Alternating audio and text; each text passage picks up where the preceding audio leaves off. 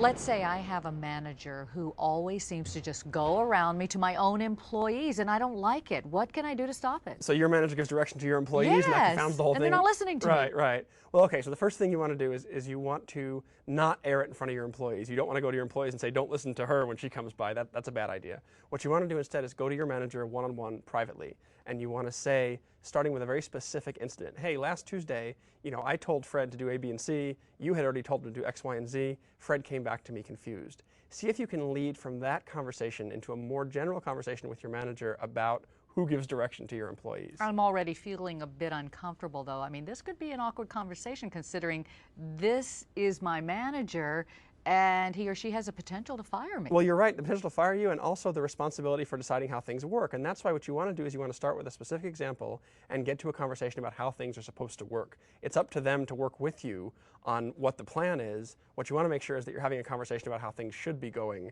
rather than coming at them and saying, hey, you usurped my authority, which is putting you in a bad situation. But how many times do people just seem to just internalize and just live with this issue instead of trying to stop it?